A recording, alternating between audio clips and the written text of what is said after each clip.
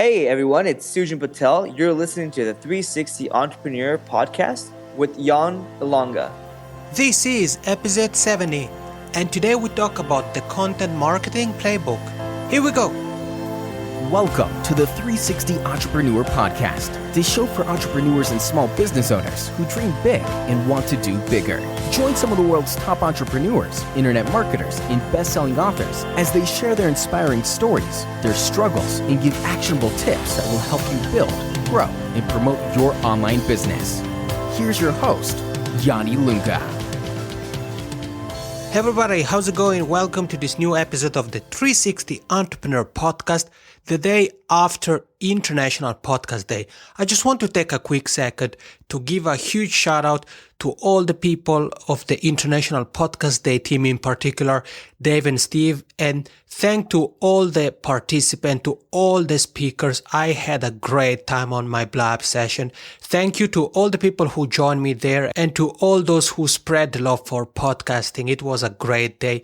I'm working on making the replay available. Hopefully it's gonna be online over the next few days. I'll keep you posted. So in this episode, we go back to the topic of content marketing, which is a very, very important topic, regardless of where you are in your entrepreneurial journey. And we're joined by growth and content marketing expert, entrepreneur, author Sujan Patel, and we touch on so many great things today. We talk about his new book, The Content Marketing Playbook. We talk about Periscope, how to do content marketing if you're in an industry that is seen as boring. And Sujan also talks about funnels, and he shares an easy to implement tactic that is gonna double or even triple your current traffic. Before we dive into the content, let's take a quick break to check out today's sponsor.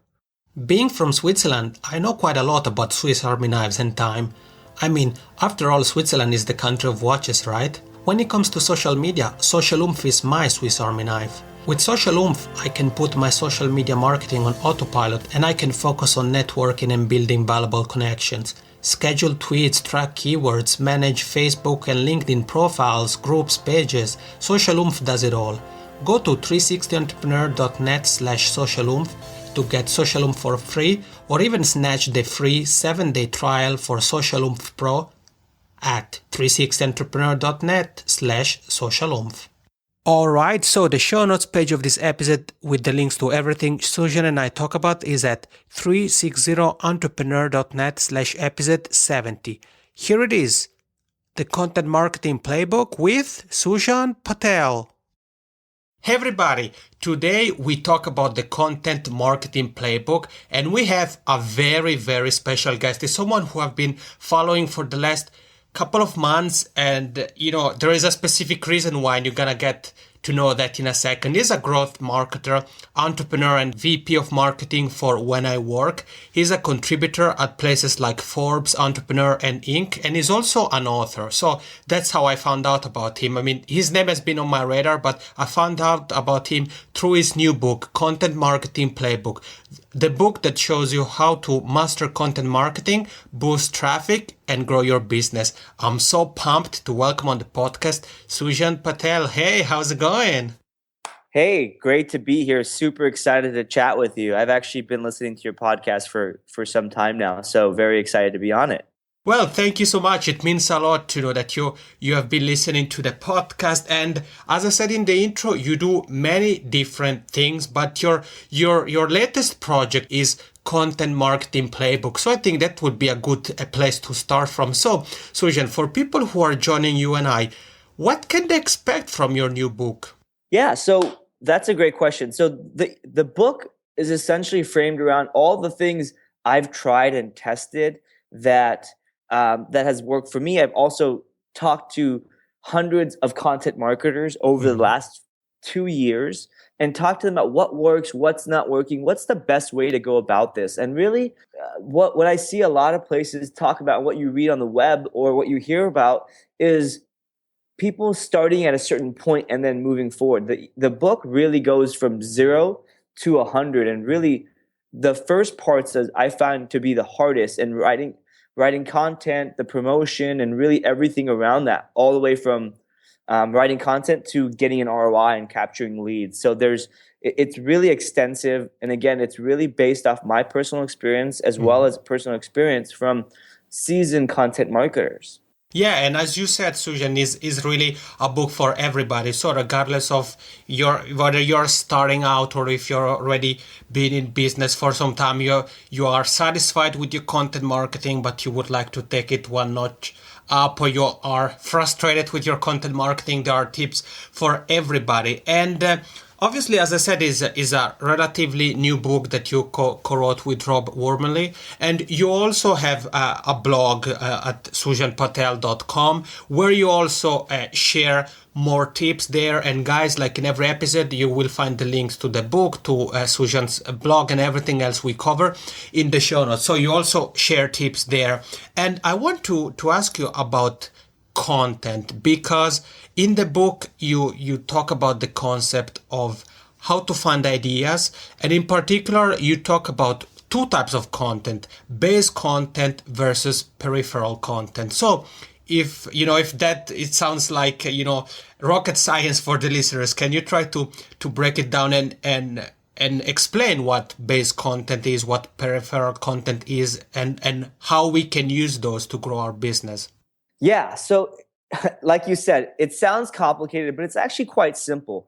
Think of the difference between the two as, your base content is really the things you need to show up some sort of presence, right? And so let's say you're starting in content marketing in 2015, or let's say you finally get the budget or time to do it next year. Well, you still need to build that base that is core to your audience or your potential customer, what they're looking for. Maybe this is basic. Maybe it's not necessarily the most cutting edge or the latest and greatest. This could be, I talk about content marketing. So I could write a 101 post on like what it is to do content marketing from scratch. And that could be my base content. It could be very 101 or baseline content. And then peripheral content, what I think of that is really content that continues to tell the story, to continue to help educate the customer, and really kind of backing up a step between the difference between two is really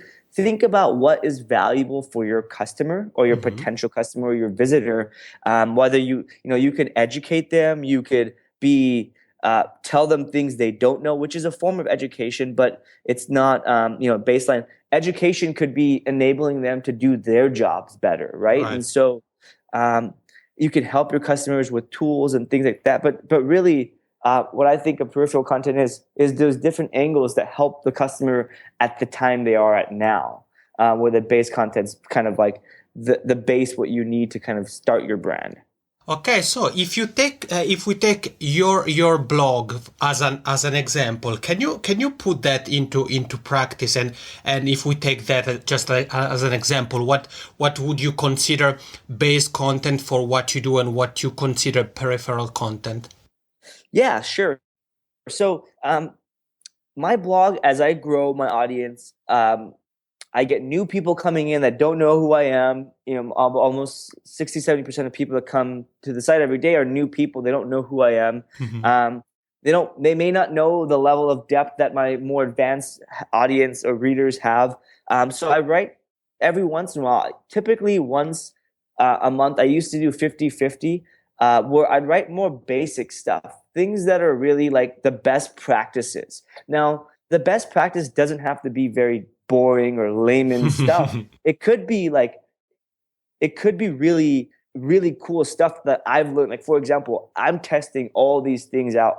I'm testing one or two new ideas. I'm talking to really cool people on a daily basis, and I'm learning, right? I'm learning and I'm practicing, and as I figure stuff out, I blog about it. So the best practices or resources. So for example, I have articles on my sidebar that's base content, like 13 must read for SaaS marketers, because I know a lot of SaaS marketers really they eat up my content.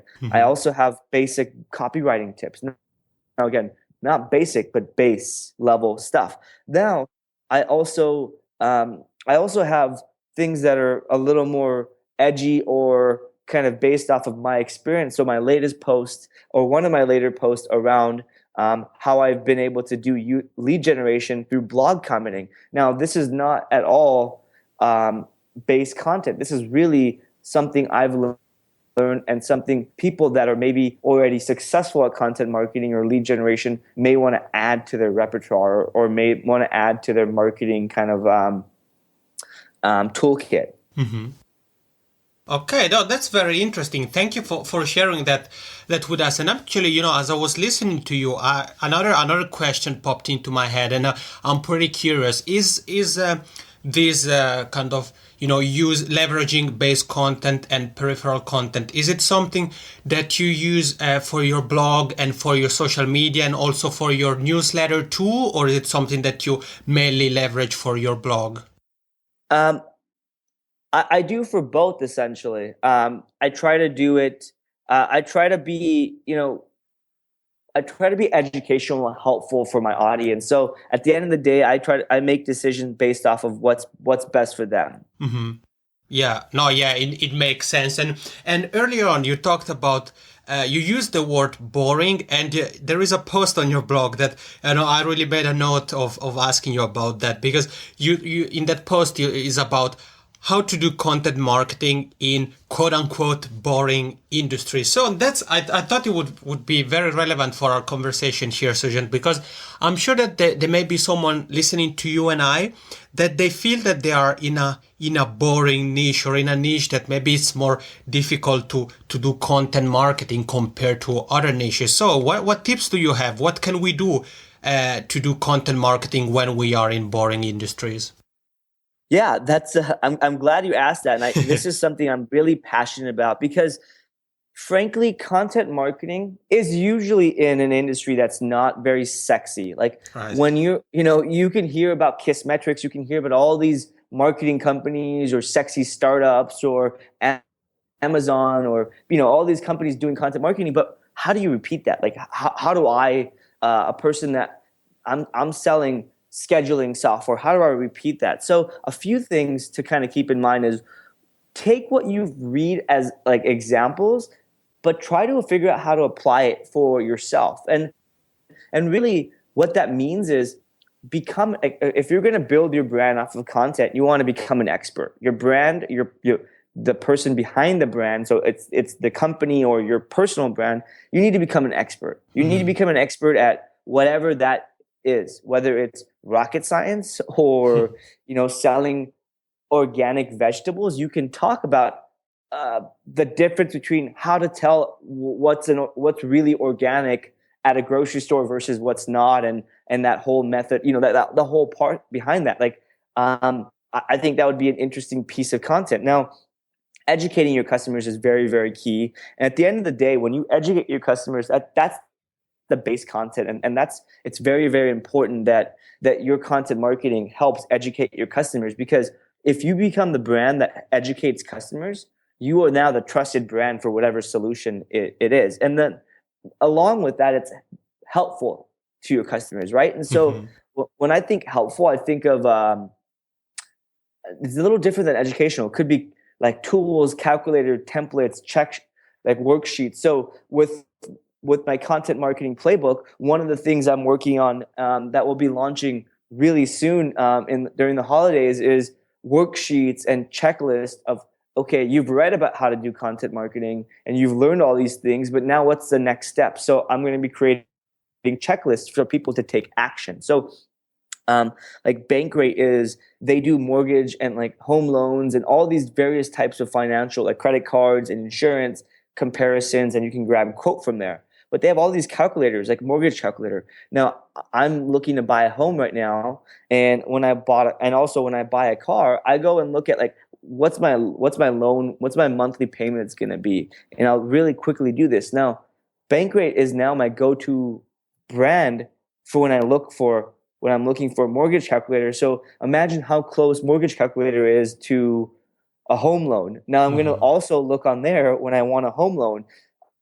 So it's just bringing me closer to the world of what I'm actually trying to do. Now, I'm going to give you a completely exact opposite example. One of my favorite examples is Movato. They're kind of like you could find a home through there. It's a real estate Zillow kind of type company. They take a completely different, fresh approach to this. They write for the millennial audience, the younger generation. I recently moved to Austin a few months ago, and I was looking for places to stay or things to do. Really like when I'm looking for a new area, how do I get involved in the area? Where should I live? Well, Movado was ranking everywhere, but the content they were writing was not really the type of stuff you read everywhere else. It's things like 25 insane things to do in Austin, or why Austin is so weird, or the weirdest thing in Austin, or the best known secrets. Now, this is all BuzzFeed style things, but if they're entering the market that's comparing to Zillow and so many other real estate companies that have been around for 10 plus years, it's really hard to write the same stuff and people to care about it. So they took a completely different angle. You can do that as well. The other thing is different forms of content. So what I mean by this is people always think content is written. Actually, content is not actually written content. That's one form of content. There could be videos. I'm testing Periscope right now, and I get huge engagements. And we're testing at wheniwork.com. We're testing Periscope videos for our customer support team, and we get all these questions that over our support system are using Zendesk. Instead of answering them there, we're going to be answering most of the common questions daily on Periscope. So any of our new customers can see our faces, see firsthand how we are. So again, going back to the point, content could be video, content could be an infographic, content could be 5 quotes from industry leaders. It could be images, right? It could be so many audio, right? This is podcasting as content. So don't always think of content as writing, and it doesn't have to be that form.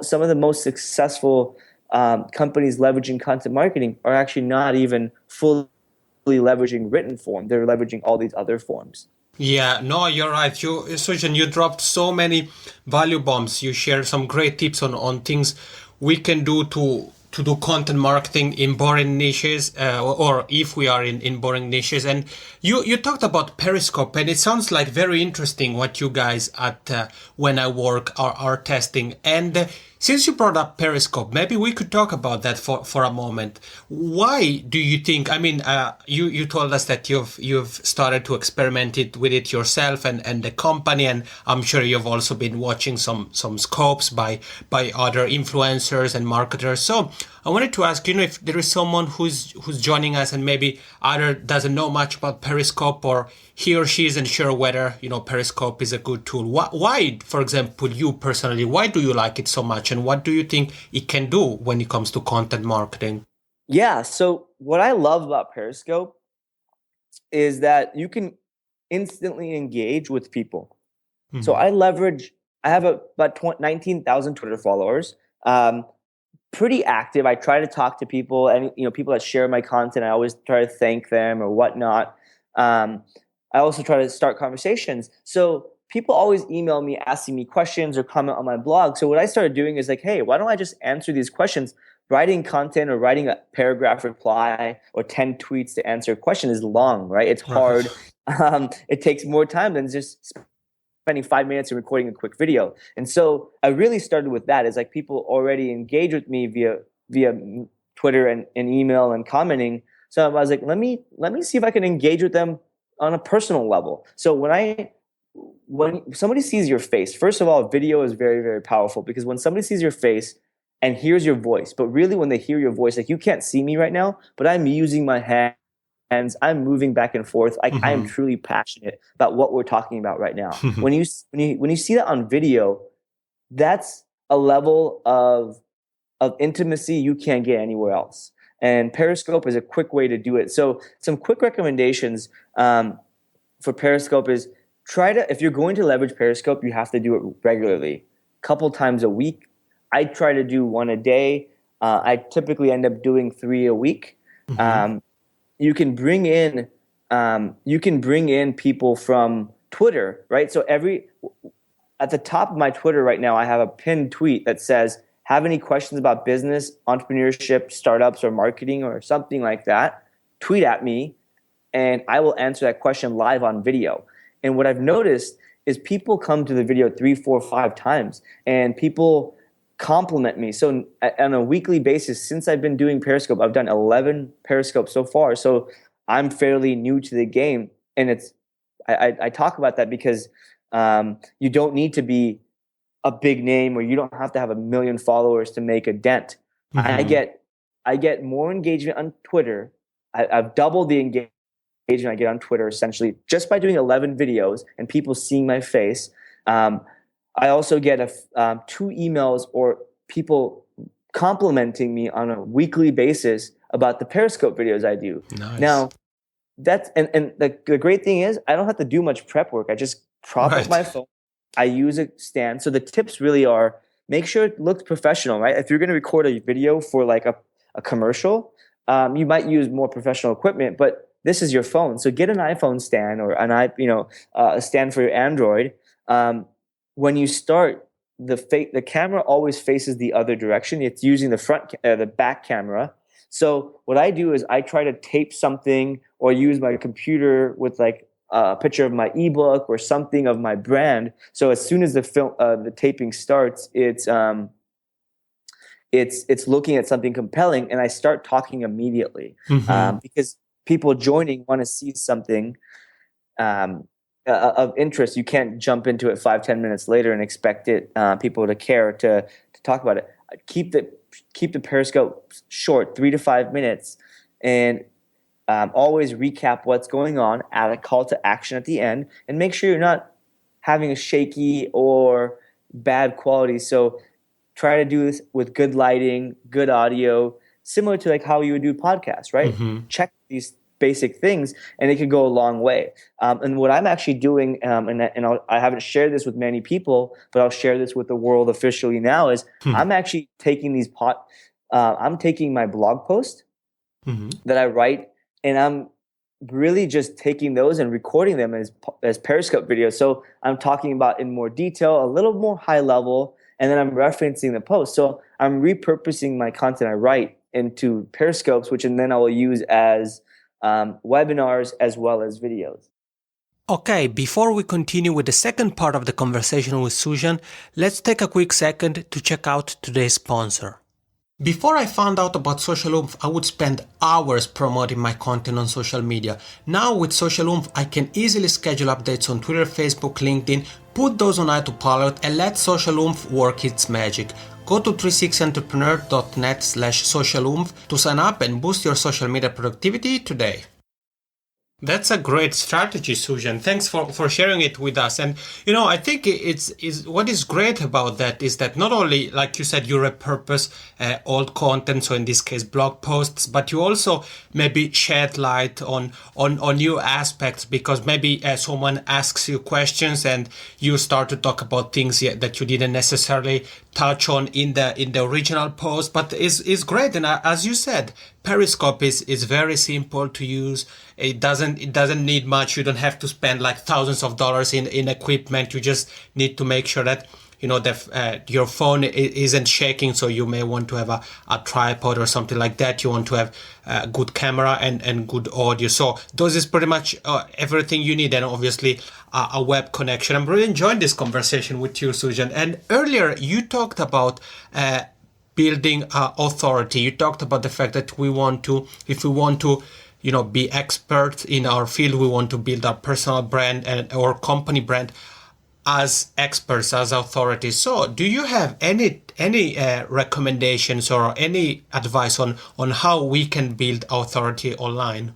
Yeah. And this is a topic that's really dear to my heart because people see me as, hey, I blog for Forbes, I write for all these places, and I'm speaking and I'm doing podcasts.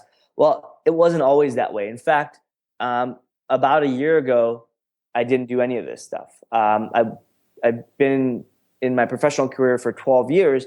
However, it's only been a little over a year where I've actually been leveraging and building my brand. Consistency. So the first and foremost thing is consistency.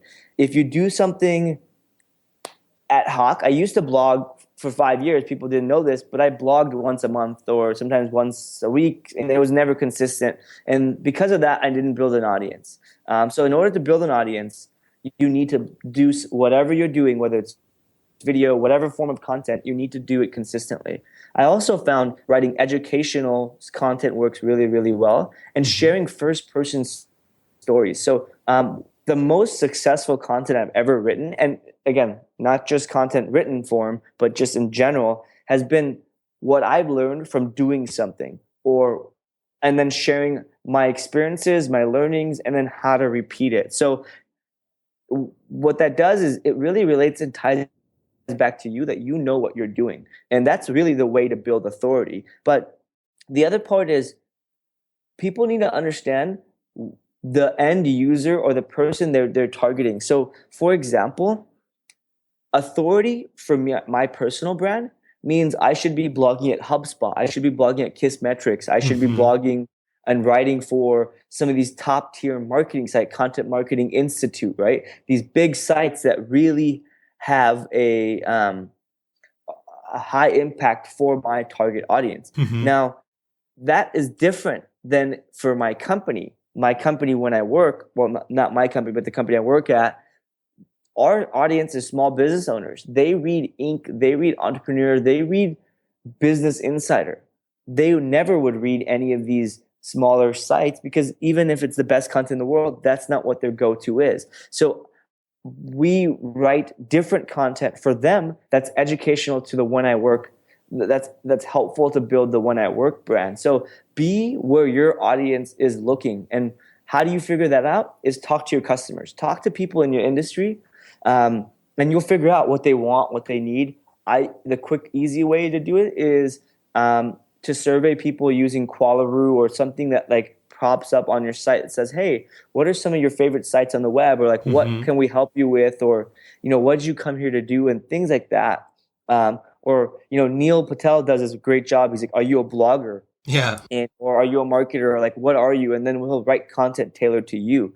The next thing is really, really important is participating in the community or the discussions that's based in your industry. Now, if you are, I'm going to give you another boring example. If you are a plumber, join your local small business authority, join conversations that are happening in join a couple HOA boards, or try to get on local kind of areas. And all of these things are offline, but online. So for me, for example, is going back to marketing, and I'm marketing to marketers and entrepreneurs. I answer questions on Quora. I usually do 1 or 2 a day. I comment on other blogs that are industry relevant as well as topically relevant. So like I said, one of my latest blog posts is about how I built 500 plus leads from commenting on blogs. And it took about like 20, 30 comments. But again, I participate in inbound.org, growthhackers.com. I'm always trying to stay active in there. And it sounds like I just spilled like, how do I even do work? And this is like going to take up a lot of time. But actually, I spend 20 to 30 minutes a day doing this. I spend about 10 to 15 minutes every morning and about 10 to 15 minutes in the evening. So it's not that hard.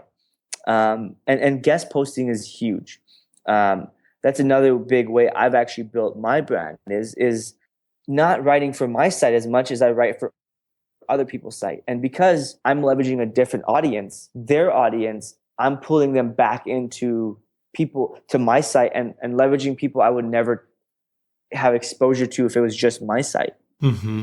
Yeah, no, it's very, very interesting strategies you share with us. And you talked about some of the things we should think about and do when we want to build authority online. You told us, you made an example what we should do, even if we are in an industry that is completely different from content marketing or entrepreneurship or whatever the case may be. You told us about your case, and you talked about how commenting and providing value by answering questions on other websites, blogs, or even answering questions on Quora has helped you.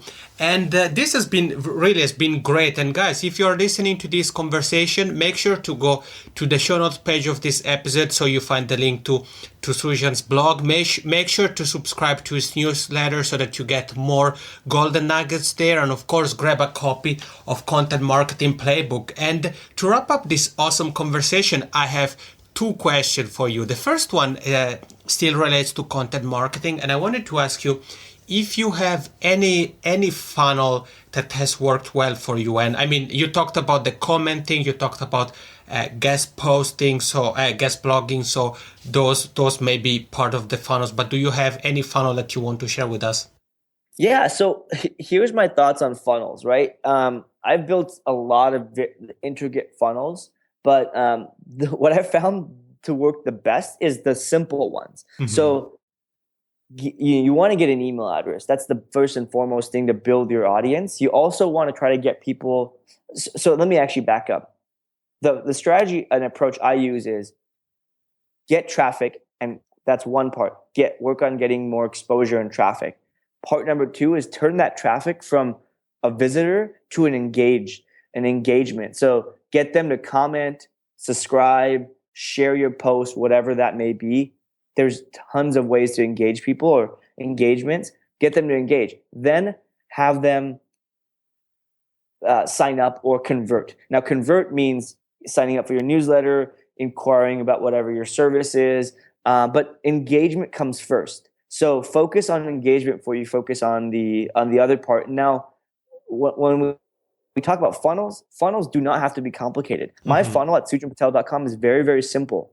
I actually spend very little time on it because it works really well. I'm not saturating the audience.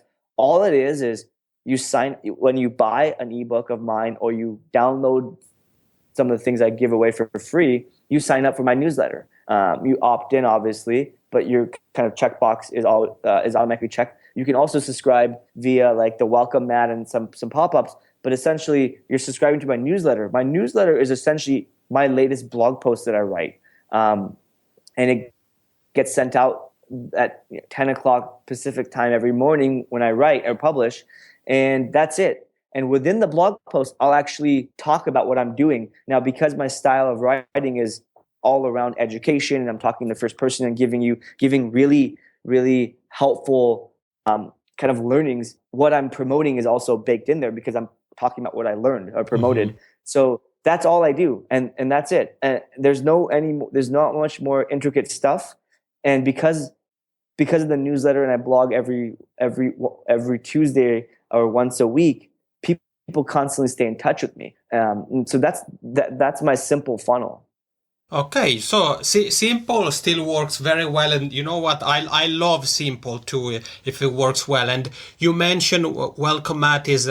I talked about actually welcome mat in one of the YouTube videos. I will link to that in the show notes. And the other question I have for you is about traffic, because we have covered so much ground in this conversation. We talked about your new book, Content Marketing Playbook. We talked about how to find ideas, based content, peripheral content. You told us what we can do if we are in a boring industry and we want to do content marketing. But I wanted to ask you about traffic and strategies to boost traffic. Obviously, there are so many different ways we can get people from some angle, some corner of the web to our website. So do you have any traffic boosting strategy that you can share with us, Sujan?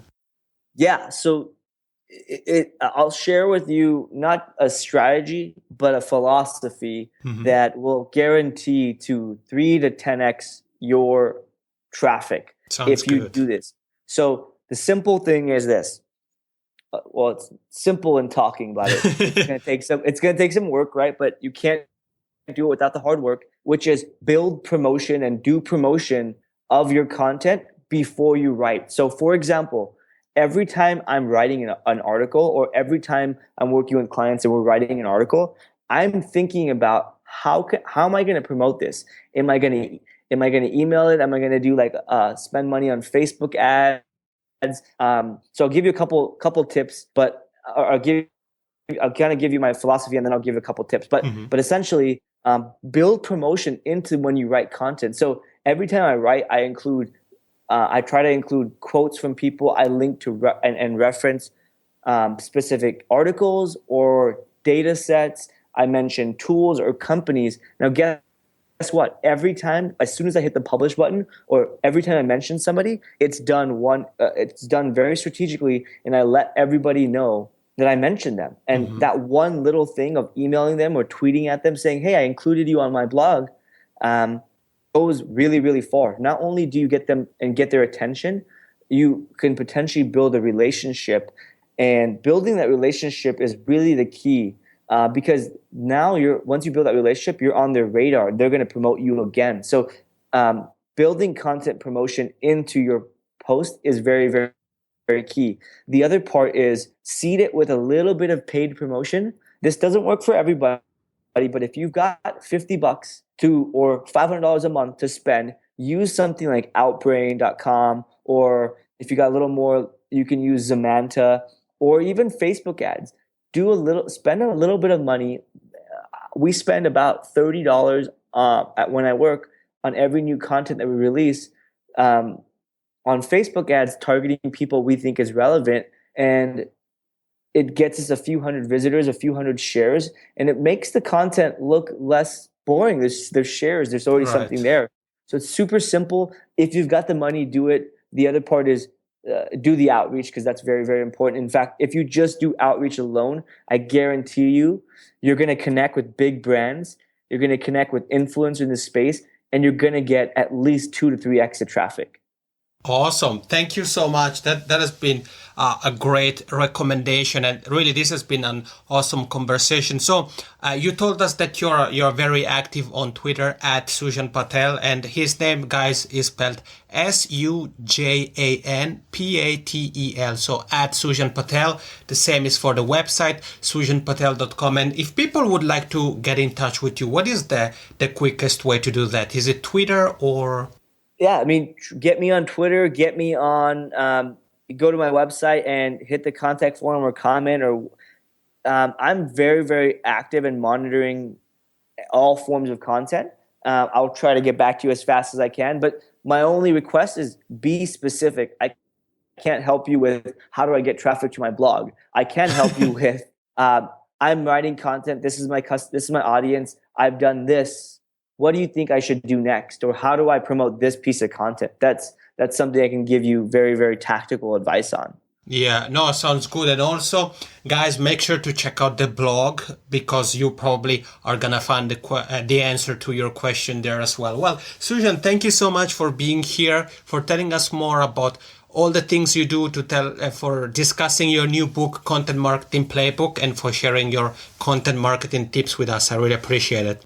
Yeah, my pleasure. It's been fun chatting with you. All right, everybody, we are back. Sujan, thank you so much for rocking this episode. I really had a great time chatting with you. And guys, make sure to grab a copy of Sujan's new book, The Content Marketing Playbook.